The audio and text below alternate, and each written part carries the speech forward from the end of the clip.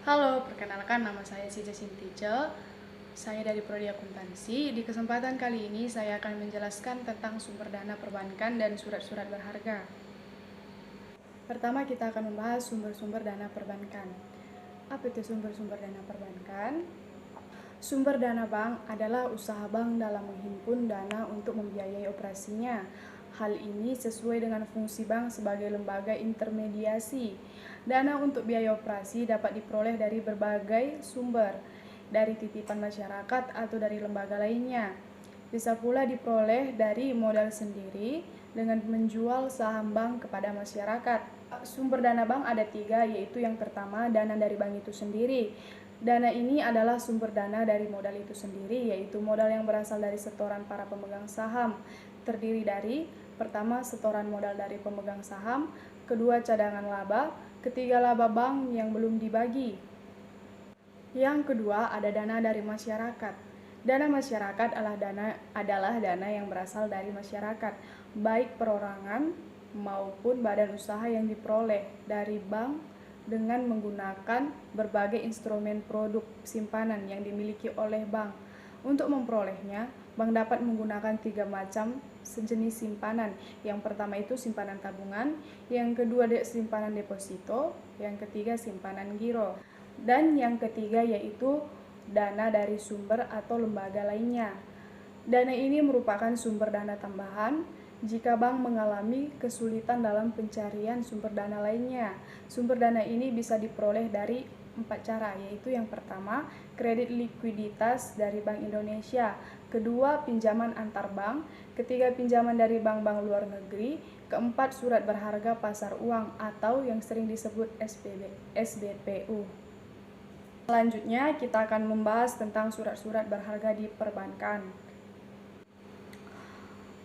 Surat berharga adalah salah satu jenis dari surat perniagaan yang dikenal atau beredar di masyarakat. Di samping jenis lainnya yang dikenal sebagai surat yang berharga, perbedaan di antara kedua jenis surat perniagaan di atas semata-mata memperhatikan sulit tidaknya pengalihan atau leveringnya.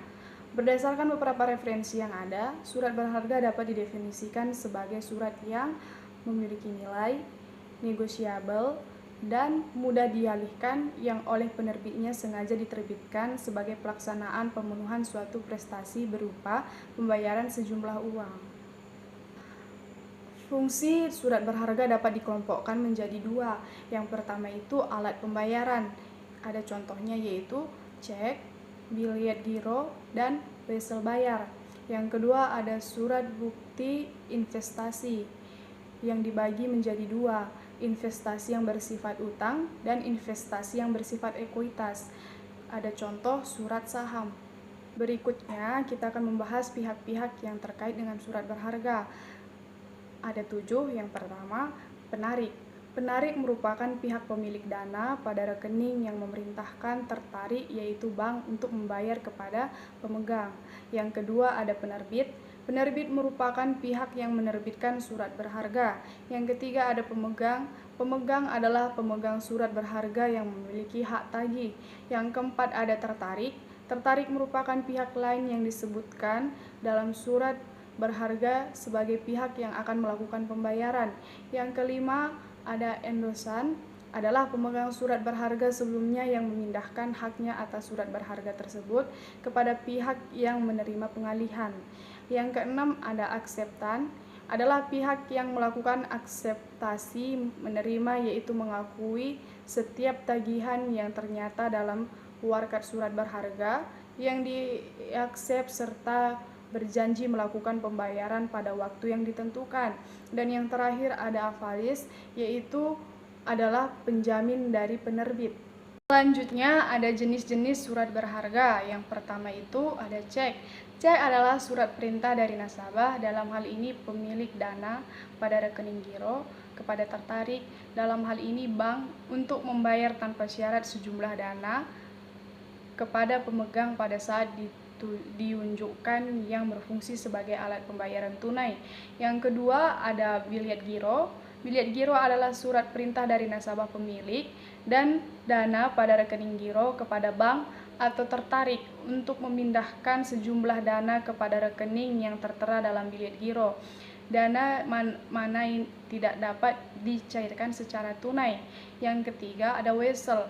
Wesel perintah tertulis dari suatu pihak atau penarik yang menginstruksikan kepada pihak kedua atau tertarik untuk membayar sejumlah uang saat diminta atau pada waktu yang ditentukan kepada pihak ketiga atau penggantinya atau siapapun yang membawa wesel. Dan yang keempat ada promise. Berdasarkan Black Law Dictionary, promise didefinisikan sebagai janji atau komitmen tertulis untuk membayar sejumlah uang tertentu pada saat yang ditentukan atau saat diminta atau saat diunjukkan kepada pihak yang tercantum namanya atau kepada penggantinya atau siapapun membawa promise. Yang kelima ada sertifikat deposito. Berdasarkan Undang-Undang Perbankan, sertifikat deposito adalah deposito berjangka yang bukti simpanan dapat diperdagangkan. Yang keenam ada sertifikat Bank Indonesia atau SBI. SBI adalah sertifikat yang diterbitkan Bank Indonesia dengan sistem true discount yang dibeli melalui lelang atau melalui pasar uang. Dan yang ketujuh ada saham, merupakan bukti penyertaan modal dalam suatu perseroan yang dibuktikan dalam surat saham sebagai suatu surat legitimasi yang menyatakan bahwa pemegang adalah orang yang berhak atas dividen, baik surat dan manfaat lainnya. Yang kedelapan ada sertifikat reksadana. Sertifikat ini adalah bukti yang menjelaskan jumlah dana yang berhasil dikumpulkan oleh perusahaan reksadana untuk kemudian akan dikelola dalam bentuk pembelian surat berharga seperti saham, obligasi, atau bisa disimpan dalam bentuk deposito berjangka. Yang kesembilan ada commercial paper, yaitu negotiable instrument untuk pembayaran uang seperti check wesel, promissory notes. CP adalah short term included promissory notes yang lazim diterbitkan oleh large well-known corporation and finance companies. Dan yang ke-10 ada obligasi, suatu sertifikat bukti hutang yang mana perusahaan penerbit atau badan pemerintah berjanji untuk membayar sejumlah bunga untuk satu jangka waktu panjang tertentu kepada pemegang dan untuk membayar kembali hutangnya pada saat jatuh tempo. Yang ke-11 ada floating rate note dan medium term note atau sering disebut dengan FRN dan MTN.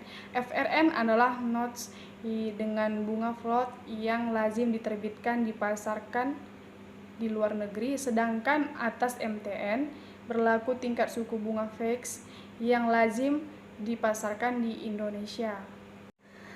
Yang ke-12 ada warrant.